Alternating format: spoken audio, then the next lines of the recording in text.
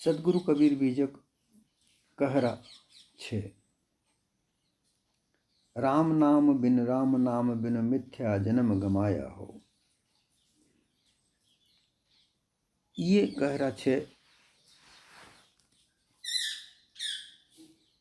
इसमें भी राम नाम के लिए सदगुरु कबीर कहते हैं कि जो राम सर्वगुण साकार परमात्मा कोई साकेत लोक का निवासी मानकर उसकी जड़ मूर्ति प्रतिमा आदि स्थापना करके पूजा आरती करने कराने में तैयारी बैरागी वैष्णव आदि भक्त लोग लगे और भी लग रहे हैं। और नाम निर्गुण परमात्मा निराकार निर्गुण पर निरंजन सर्वव्यापक अनुमान करके योगी ज्ञानी आदि उसी का नाम स्मरण धारणा ध्यान आदि करने कराने में लगे हैं। देखो,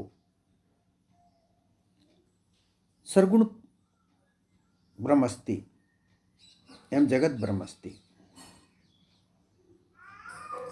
ये सब वेदों के महावाक्यों के आधार पर मान्यताएं बनाई गई हैं। सर्वगुण ब्रह्म अर्थात 10 अवतार।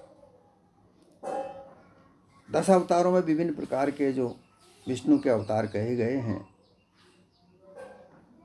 जिन्होंने विष्णु के वचनों को मानकर विष्णु के जैसे ब्राह्मणवादी विचारधारा को विष्णु ने ब्राह्मणवादी विचारधारा को ब्राह्मणों को संरक्षण दिया। उन्हीं की पालना में विष्णु के आधार पर जिन्होंने भी ब्राह्मणों को संरक्षण दिया, उनको ये विष्णु अवतार कहते हैं। बाकी अवतारवादी बात ना, ये सब काल्पनिक बातें हैं। सब सर्वगुण जितने भी 10 अवतार हुए वो सब अपने अपने माता पिता से अलग अलग हुए। इनके सबके माता पिता थे। बिना माता पिता के विष्णु भी नहीं था, बिना माता पिता के शिव भी नहीं था, बिना माता पिता के ब्रह्मा भी नहीं था। ये सब सर्वगुण थे, साकार रूप में थे। जिस तरीके से राजा महाराजाओं की कीर्ति गाने वाले भांड इत्यादि जो लोग हैं, जागा इत्यादि जो लोग हैं, इसी तरीके से ये ब्राह्मण विष्णु की गाथा गाने वाले, क्योंकि विष्णु ने ब्राह्मणों का संरक्षण किया। राम की गाथा गाने वाले, कृष्ण की गाथा गाने वाले, ये क्योंकि इन्होंने ब्राह्मण को ही संरक्षण दिया, ब्राह्मण को सबसे सर्वोच्च बनाया, इसलिए उनकी ये गाथा गाते हैं। उनकी गाथा गाने से केवल ब्राह्मणों को ही फायदा है, उनको ही लाभ है, और लाभ भी इतना है कि सर्वश्रेष्ठ लाभ है। ऐसा लाभ किसी अन्य व्यापार में नहीं है। इसलिए ये वो उनकी नाम कीर्तन को महिमा बताते हैं कि नाम कीर्तन तो महिमा महान है। इस बात को लोग समझ लें कि नाम की महिमा बताने का पीछे जो रहस्य हो यह है कि नाम महिमा में ही ब्राह्मणों को लाभ होता है। धन का लाभ, ऐश्वर्य का लाभ, सुख का लाभ, सभी प्रकार का सुख, ऐश्वर्य, धन, धान्य वो विष्णु विष्णु विष्णु कहलवाते हैं। उनके नाम से पूजा पाठ करवाते हैं। राम कृष्ण इत्यादि जितने भी लोग हैं उनके नाम से वो विभिन्न प्रकार की दुकानें खोल खोल कर बैठते हैं। उनसे इनको लाभ हो रहा है। जो पूजा पाठ करने वाले हैं, जो कराने जाते हैं, उनको लाभ होगा या ना होगा ये तो वही जाने, परंतु इनको तो 100% लाभ है। द्वारकापुरी में जो वहाँ जो झंडा चढ़ाया जाता है, उस झंडे की होड़ लगी हुई है। वहाँ की सूचना के अनुसार वहाँ 5 साल तक का झंडा चढ़ाए जाने का नाम दर्ज है, और उसमें करोड़ों रुपया चढ़ता है। अगर कोई आज की तारीख में वहाँ झंडा चढ़ाने के लिए अपना नाम दर्ज कराना चाहे तो उसका नाम 5 साल के बाद आएगा। ऐसी ये नाम की महिमा ये बताते हैं। नाम की महिमा में ब्राह्मणों का ही संरक्षण है, उनका ही लाभ है, उनका ही यथार्थ लाभ है। तो उसमें जो नाम की कीर्तन इत्यादि करते हैं, नाम जपते हैं, ये वैरागी वैष्णव इत्यादि बनते हैं। वैष्णव संप्रदाय, वैरागी संप्रदाय जो बनते हैं वो यही कार्य करते हैं। सरगुण परमात्मा सरगुण रूप में, और नाम जपने का कार्य करते हैं। परमात्मा निराकार, निर्गुण, निरंजन, सर्वव्यापक अनुमान करके योगी ज्ञानी उन्हीं का नाम धारण करके योगी उसी के ध्यान से समाधि लगाते हैं। ब्रह्म ज्ञानी भी उसी को ब्रह्म कहते हैं। परंतु इसमें लगकर अपना जन्म मिथ्या ही खोया, क्योंकि लाभ तो केवल एक ही वर्ग को होता है, वह है ब्राह्मण। दूसरे तो अन्य तो वैसे ही लगकर व्यर्थ में ही जीवन अपना खो रहे हैं। संसार के विषय भोगों का आराम एवं अपने नाम की विशेष प्रसिद्धि करा के मान बढ़ाई, धन संपत्ति, ऐश आराम प्राप्ति के लिए सारे संसारी लोग भी जो अपने जानने लगे, परंतु वही जीव का फंसाने वाला, आवागमन में ले जाकर दुख भोगने वाला भवबंधन का मूल कारण है। क्यों कि ऐसे नाम जपने से बहुत सारे लोग तो काम धंधा छोड़कर यानी वैरागी होकर केवल नाम कीर्तन जपते हुए फकीर बने घूमते हैं। नरसिंह मेहता ने अपने कहते हैं कि लाखों करोड़ों की संपत्ति लुटा दी और भक्त बना घूमा। बाद में उसकी बेटी के लिए, जब उसकी बेटी के घर शादी हुई तो उसके लिए भात पहराने की जब नौबत आई तो भीख मांगता फिरा। इस तरीके के कई अन्य, इसको अनन्य भक्ति कहा गया है। ऐसी भक्ति में अपना जीवन को व्यथित खो रहे हैं। परंतु रमैया राम, जो राम अर्थात जो राम रम रहा है, चैतन्य जीव, ज्ञान स्वरूप, यथार्थ बोध पारखी सद्गुरु सत्संग के द्वारा बिना पहचाने उस रमैया राम को जाने बगैर, अपरोक्ष चैतन्य स्वरूप प्राप्त किए बगैर किसी का कल्याण नहीं हो सकता। उसको जाने बगैर तो खानी और बानी की जाल जो ही गुरुआ प्रपंचियों ने निर्माण किए हैं उसमें उलझना ही है। ये उत्तम नर कीमती समय में व्यर्थ में राम राम राम राम राम राम करने में बिताने से किसी का कोई कल्याण नहीं हुआ। मिथ्या जन्म गमाया हो, ये राम राम राम राम करने से मिथ्या जन्म गमाया। सेमर से स्व ज्यों जहड़े ऊन परे पछताई हो। एक सेमल का पेड़ होता है, बड़ा वृक्ष होता है, उसके लाल सुर्ख फूल आते हैं, बड़े बड़े फूल आते हैं और फूल भी पूरे पेड़ पर छा जाते हैं। उस सुनहरी फूल को देखकर, लाल सुर्ख फूल को देखकर सुआ अर्थात जो तोता जहड़ा गया, अर्थात उसकी भास में, उसके रूप स्वरूप में वह इतना आसक्त हुआ कि वो उसी डाल पर बैठा रहा कि यह फूल पकेगा, इसमें से फल निकलेगा। जब फूल ही इतना सुंदर है तो इसका फल तो बहुत ही सुंदर होगा और बड़ा स्वादिष्ट होगा। वो उसकी लगातार देखरेख करने लगा और उसका आशा भरोसा किया कि इसका जो फल है वो बहुत ही सुंदर होगा, बहुत ही स्वादिष्ट होगा और उससे मेरी भूख तृप्त होगी। अगर इसको मैं छोड़कर जाऊंगा कोई दूसरा तोता आकर इसको अपने कब्जे में कर लेगा, इसलिए वो तोता उस फल को, उस फूल को देख देख कर हमेशा निगरानी करने लगा।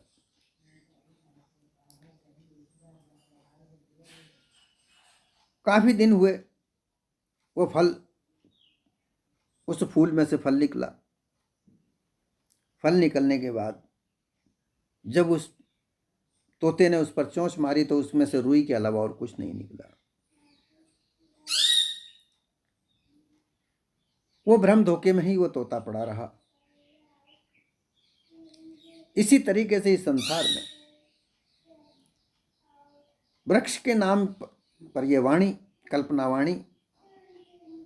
वाणी महात्मा रूप वृक्ष राम नाम का सुंदर वर्णन फूलमाला, उनके भक्त नाम की बड़ी महिमा, ग्रंथ और पंथ देखकर सुन सुनकर सुग्गावत अबोध भावुक मनुष्यों ने वाणी रूप नाम राम नाम का सेवन, स्मरण, कीर्तन, रटन, भजन आदि भाव अंत तक खूब किया। उससे 4 फल प्राप्त करने का परम सुख मानना चाहा, परंतु उनका किसी की इच्छा पूर्ण नहीं हुई। जिस प्रकार से उस श्यामल के फूल को देखकर उस तोते ने सेवा करी, इसी तरीके से वाणी के जाल रूप ये वृक्ष में उस वाणी का रटन, स्मरण करते रहे, कीर्तन भजन करते रहे कि इसमें से फल मिलेगा, 4 फलों की प्राप्ति होगी। परंतु जीवन बीत गया, वह फल नहीं प्राप्त हुआ, क्योंकि राम भजे जगत गति पावे तो खांड कहे मुख मीठा।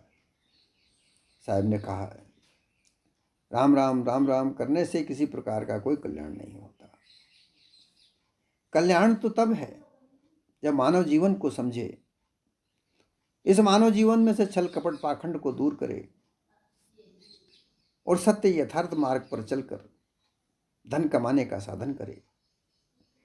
धन कमाने से जो धन आए उस धन को सच्चे रास्ते पर चलाए, अपने परिवार का भरण पोषण करे, अपने बच्चों का पालन पोषण करे, सच्चे रास्ते पर उसको लगाए, तब जीवन का कल्याण है। अन्यथा तो राम नाम के कीर्तन भजन में जिस तरीके से वो तोता उस सुंदर फूल को देखकर जहड़ाया अर्थात भ्रम धोखे में पड़ा रहा, उसी प्रकार से मानव जीवन में भी मानव जीवन को इसी तरीके से ठगा जा रहा है और ठगाई में आ रहे हैं। जैसे मद पी गांठ अर्थ दे घरोई की अकील गंवाई, जिस प्रकार से शराबी, मद अर्थात शराब पीने वाला, शराब पीने के लिए गांठ से धन देना पड़ता है और फिर शराब पी जाती है। शराब पीने के बाद में उसका होश चला जाता है, वो बेहोश हो जाता है। जो उसकी अक्ल होती है वो अक्ल उसमें से उस नशे में भरमा जाती है और वह विवेक विचार खोकर अपने आप को बेभान कर लेता है। इसी तरीके से ये कलवार जो शराब बनाने वाले जो लोग हैं, ये गुरुआ प्रपंच लोग हैं, ये विभिन्न प्रकार की शराब बनाते हैं, अर्थात विभिन्न प्रकार के नाम रस बनाते हैं, नाम का कीर्तन भजन ये करवाते हैं और इनके नशे में सब लोगों को बेभान करते हैं। अपने ग्रह अर्थात जो ये चेतन स्वरूप जीव जो का ग्रह या देह है, इस देह में अपने आप को बेभान कर देते हैं। ये इनकी दुकान स्वयं खुशी से ले जाकर वाणी कल्पना की मानिंद रूप मदिरा को पीने वाले साधक अपनी गांठ तन मन धन को कीमतों को उनके समर्पण कर देते हैं, अर्थात उनकी बताई हुई नवदा भक्ति में लग जाते हैं। भ्रम के विरह में खूब बेभान मदमत हो जाते हैं, परंतु वास्तविक अर्थ कार्य सिद्धि अर्थात मुक्ति पद नहीं प्राप्त करते और बंधन में बंधते हैं। कैसे? क्यों कि यहाँ पर दिलासा दी जाती है कि हम तुम्हें धन धान्य से परिपूर्ण कर देंगे, हमारी कही हुई भक्ति, ये राम नाम की भक्ति करो, ये नौदा भक्ति करो, कीर्तन भजन श्रवण महिमा नाम का श्रवण करो, नाम महिमा का श्रवण करो, दीप आरती और नैवेद्य की पूजा करो, दास बन जाओ, सखा बन जाओ, मित्र बन जाओ। ये नौदा भक्ति के द्वारा इसकी भक्ति करो, तुम्हें धन धान्य परिपूर्ण होगा, परिवार सुख शांति से होगा। परंतु ऐसी भक्ति करने से किसी का कुछ प्राप्त नहीं होता। अगर कुछ प्राप्त होता है तो मानव के पुरुषार्थ से प्राप्त होता है, धन धान्य तो पुरुषार्थ से ही प्राप्त होता है। ये तो झूठे ढकोसले केवल काल्पनिकता में उलझाकर लोगों को भुलाया भरमाया जाता है ताकि ये दुकानें इनकी चलती रहें, इनको धन मिलता रहे। इसलिए सच्चे सद्गुरु की सत्संग करना चाहिए।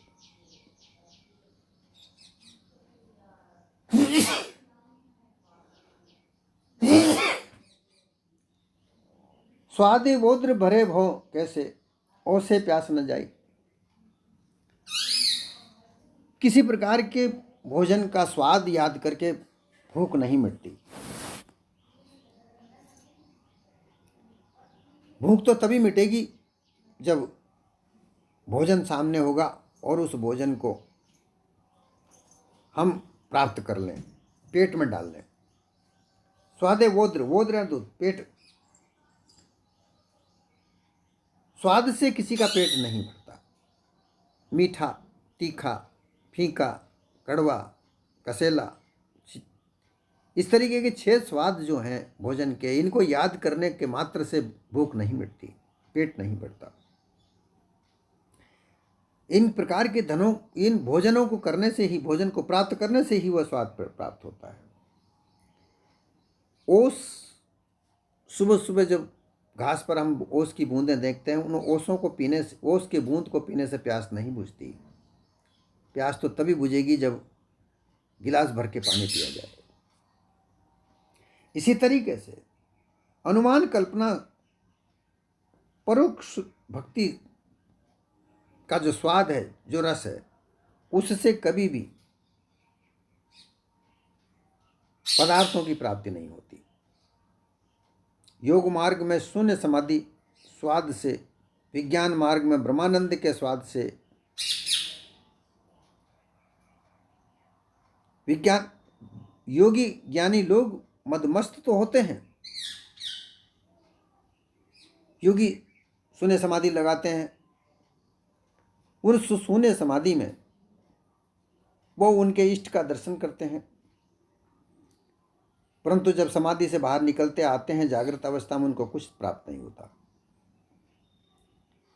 इसी तरीके से विज्ञान मार्ग में ब्रह्मानंद के स्वाद में वो ध्यान में मग्न रहते हैं, परंतु जब ध्यान से बाहर आते हैं, यहाँ जागृत अवस्था में उनको कुछ प्राप्त नहीं होता। स्वाद रस प्रेम प्रीति मात्र है, केवल एक प्रीति है, प्रेम मात्र है। सुखानुभूति, सुख की अनुभूति, सुख का प्राप्त होना, ये प्राप्त नहीं हो सकता। ये पेट रूप अंतःकरण निर्मल शांत तृप्त अध्यास से रहित होकर कैसे पूर्ण स्थिति को प्राप्त करे, जो केवल कल्पना के मात्र से विचार किया जाए, ध्यान किया जाए, योग समाधि समाधि लगाई जाए, लेकिन जब बाहर चेतन अवस्था में आते हैं तो यहाँ कुछ प्राप्त न हो, ये एक अनुमान, कल्पना, धोखा ही तो है, इसके अलावा और कुछ नहीं। जीवन मुक्ति जब तक नहीं मिल जाती तब तक आशा तृष्णा समाप्त नहीं होती, और आशा तृष्णा जब तक समाप्त नहीं होती तब तक योग समाधि, ध्यान समाधि इत्यादि किसी प्रकार के कोई काम की नहीं है। पंच विषयों का आस्वादन, विषयानंद, सांसारिक भोग विलास, मनमाने मौज मस्ती करने वाले लोग अपनी इच्छा पूर्ण नहीं कर पाते। इच्छा वासना विशेष बढ़ती ही जाती है। इंद्रियों की शिथिलता, शक्तिहीन होने पर ही भोगों में मन नहीं मरता। इंद्रियां शिथिल हो जाती हैं, परंतु फिर भी मन से उन इंद्रियों का संचालन कभी शिथिल नहीं होता। इंद्रियों को तरुणी कहा गया, वो हमेशा जवान रहती हैं, परंतु कर्म इंद्रियां वह शिथिल हो जाती हैं। परंतु इच्छा, उन इंद्रियों से भोग इच्छा कभी समाप्त नहीं होती। इसलिए विषय भोगों में लगकर विभिन्न प्रकार की इच्छाओं को पूर्ति करने के लिए ये इस प्रकार की नौदा भक्ति करके लोग, योगी ज्ञानी, अपने अपने पथ में रखकर केवल काल्पनिकता में उलझकर झूठा धोखा ही पा सकते हैं, यथार्थता नहीं प्राप्त कर सकते। दर्भहीन जैसे पुरुषार्थ मल ही मन ही माई तबायु। दर्भ अर्थात द्रव्य, धन संपत्ति से हीन रहित निर्धन गरीब दरिद्र मनुष्य मौखिक कथन तो बहुत करता है, कहने के लिए पुरुषार्थ, पौरुष, वीरता, शक्ति, सामर्थ्य उसके अंदर नहीं है। एक गरीब व्यक्ति होता है जिसके पास धन नहीं होता, पर उसके अंदर धन कमाने की खूब चाह होती है। मैं इतना धन कमाऊंगा, मैं इतना धन कमाऊंगा, परंतु उसके पास जब तक पुरुषार्थ नहीं है, वो किसी प्रकार का कोई कार्य नहीं करेगा, तब तक धन की प्राप्ति नहीं हो सकती। मन के अंदर तबाही ही पैदा हो सकती है, क्योंकि बिना पुरुषार्थ के धन प्राप्त नहीं होता। जब धन प्राप्त नहीं हो सकता तो उसकी जो इच्छा की हुई पदार्थ है वो प्राप्त नहीं हो सकता, और इससे उसका मन हमेशा उद्वेलित होता रहता है, परेशान होता रहता है। अर्थात निज चेतन स्वरूप जो अविनाशी नित्य सत्य द्रव्य है, उसके सत्य ज्ञान पारक बोध से दीनहीन मलिन बने हुए भ्रमिक मनुष्य मौखिक पुरुषार्थ तो ऐसा वर्णन करता है कि वाणी कल्पना से सारा जगत को अद्वैत ब्रह्म सिद्ध कर देता है। वाणी की कल्पना इतनी करते हैं कि सारे समस्त संसार को अद्वैत ब्रह्म सिद्ध कर देता है, विभिन्न प्रकार के प्रमाण दे देकर। ये जगत ब्रह्मस्ति, ब्रह्म विज्ञान आनंदम ब्रह्मस्ति, प्रज्ञान आनंदम ब्रह्मस्ति, अयम आत्मा ब्रह्मस्ति, अयम जगत ब्रह्मस्ति, सर्वगुण ब्रह्मस्ति। इस तरीके के शब्दों का निर्माण कर करके विभिन्न प्रकार की मान्यताएं तो बना सकता है, परंतु उसे प्राप्त करने का पुरुषार्थ नहीं प्राप्त कर सकता। फिर आखिरी में तो कह देता है कि उसे तो मन और वाणी और बुद्धि तो जान ही नहीं सकती। ये क्या है? धोखा ही तो है। और इसी प्रकार से ये बिना बोध पारख के लोगों को भ्रमित करके झूठे धोखे में डालते रहते हैं। गांठ रतन मर्म नहीं जाने, पारख लीना छोरी हो। गांठ पे अर्थात वो धन रतन तो पास में ही है। जिस राम नाम को तुम भजने की बात करते हो, वो राम तो रमैया राम चेतन स्वरूप जीव स्वयं है। उसका नाम तो कभी लिया ही नहीं, उसको तो कभी जाना ही नहीं। नाम लेने का मतलब है जानना, पहचानना, परखना। वो तुम्हारे पास है लेकिन तुम उसको नहीं जान पाते हो। क्यों? कि तुमने पारख छोड़ रखी है, उसकी परख करना छोड़ रखा है, त्याग रखा है, केवल अनुमान कल्पना में बंधे पड़े हो। अनुमान कल्पना में बंध कर तुम यथार्थ वस्तु को प्राप्त नहीं कर सकते। जब तक यथार्थ बोध नहीं होगा तब तक सत्य यथार्थ बोध प्राप्त करने का संग नहीं करोगे, तब तक कल्पना में पड़े रहोगे। और राम नाम बिन, उस राम जो रमैया राम चेतन स्वरूप जीव है, उसको जाना बगैर झूठा ही जन्म गमाओगे। श्रुति पुराण बहु कय उपाई, छूट न अधिक अधिक अरुझाई। स्वयं परीक्षा दृष्टि पारख बोध बल से अपने जीव को खाने बाने संपूर्ण महाजाल से छुड़ा लिए, निर्बंध जीवन मुक्त हुए। सदगुरु कबीर ने स्वयं को पहले, सबसे पहले अपने आप को स्वयं परीक्षा से, स्वयं की दृष्टि से पारख बोध प्राप्त करके जीव को खानी बानी संपूर्ण ब्रह्मजाल से छुड़ाया, और फिर स्वयं भी निर्बंध हुए। उसके बाद दूसरों को वो उपदेश दिया। पहले अपने उस सिद्धांत को खुद ने जांचा परखा, खुद अपने आप को निर्बंध किया। ये जो ब्रह्म ज्ञान कहने वाले, योग ज्ञान कहने वाले लोग खुद तो निर्बंध नहीं हो पाए, खुद ही बंधन युक्त हैं, बंधन मुक्त नहीं है, दूसरों को मुक्त करने की बात कहते हैं। परंतु सदगुरु कबीर स्वयं निर्मुक्त हुए, वो बंधन से रहित हुए, पारख बोध पर दृढ़ हुए, अपनी परीक्षा से अपने आप को अलग किया, पृथक किया, फिर उसको परीक्षा करके पूर्ण रूप से परीक्षक हुए। इसके बाद उन्होंने दूसरों को ज्ञान देना शुरू किया। अपनी गांठ हृदय में निज चेतन स्वरूप जीव जो रतन है वो अपने हृदय में ही है। सारा ज्ञान, पारक बोध ज्ञान सबके हृदय में बसा हुआ है। परंतु ये मायावी जंजाल, ये गुरुआ प्रपंचियों का जाल, मायावाणी जाल, खानी जाल का आवरण ये तुम्हें ढक रखा है।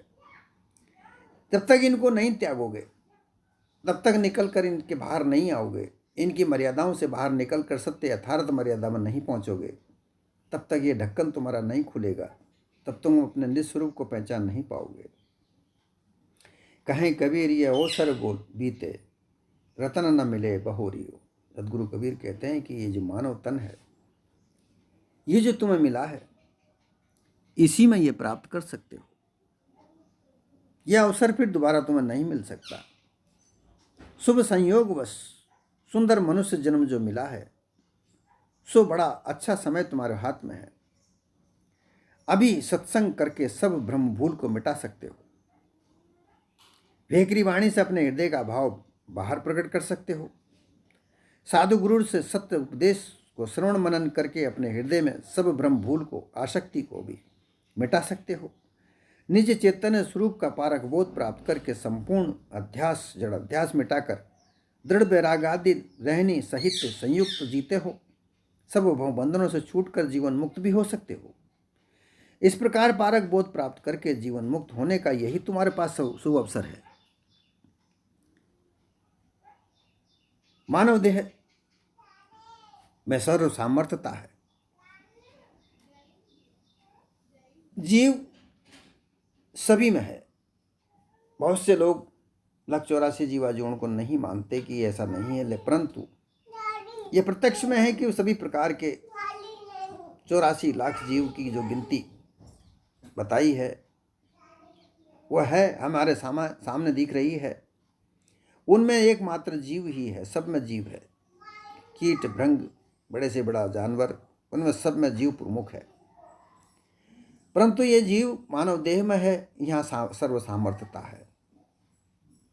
यहाँ इसके पास वाणी है। इस वाणी से अपने दुख सुख, अपनी संवेदना, अपनी वेदना सभी को यह व्यक्त कर सकता है। दूसरे की संवेदना वेदना सुन सकता है। इसलिए ये वाक्य कहने का मौका है, वाक्य सुनने का मौका है। इसके अलावा, ये मानव देह के अलावा ये मौका कहीं दूसरी जगह नहीं प्राप्त होता। इसलिए यहाँ यह देह सामर्थ्य है। मन चाह भोजन, मन चाह वस्त्र, मन चाह अपना निवास गृह बनाने का इस देह के अलावा और कहीं जगह नहीं है। इसलिए इस देह में रहकर सर्व सामर्थ्यता प्राप्त कर सकते हो, अपने निज स्वरूप की पहचान कर सकते हो। जो भी कुछ करता है मानव करता है। ज्ञान विज्ञान की बातें, विभिन्न प्रकार के आवरण बनाना, विभिन्न प्रकार के उपकरण बनाना, विभिन्न प्रकार के आज जो इलेक्ट्रॉनिक जो विभिन्न प्रकार के वस्तुएं चल रही हैं, ये संसार का जो संरक्षण, विभिन्न प्रकार का स्वरूप जो आज हम देख रहे हैं, ये सब चेतन स्वरूप जीव इस मानव देव की ही परिकल्पना है। साकार रूप मानव ही दिया है। कल पुर्जे छोटे से छोटे लगा के बड़े से बड़े हवाई जहाज वगैरह इत्यादि जो भी चल रहे हैं, ये सब मानव की देन है। और मानव ये चेतन स्वरूप जीव इस मानव देह में है। बड़ा से बड़ा वैज्ञानिक, ज्ञान विज्ञान की जांच करने वाला, टेस्ट ट्यूब बेबी क्लोन इत्यादि की जो बात आज हो रही है, ये भी सबको जांच करने वाला ये मानव ही है। इस मानव देह में जो चेतन स्वरूप जीव है यही है, इसके अलावा कोई दूसरा खड़ा नहीं होता। अगर इसमें जीव नहीं तो ये मानव देह किसी काम की नहीं। मानव देह ही नहीं, 184 जीवाणु भी नहीं। साहब ने एक जगह कहा है कि जीवई से सब होते है, जीवई को सब काम, जीव बिना कुछ नहीं, नाम गाँव न ठाऊं। जीव के बिना कुछ भी नहीं है। सब कुछ जो भी है ये चेतन स्वरूप जीव, यही रमैया राम है। इसको जाने बिगड़ तुम्हारे जीवन को क्यों व्यर्थ खो रहे हो।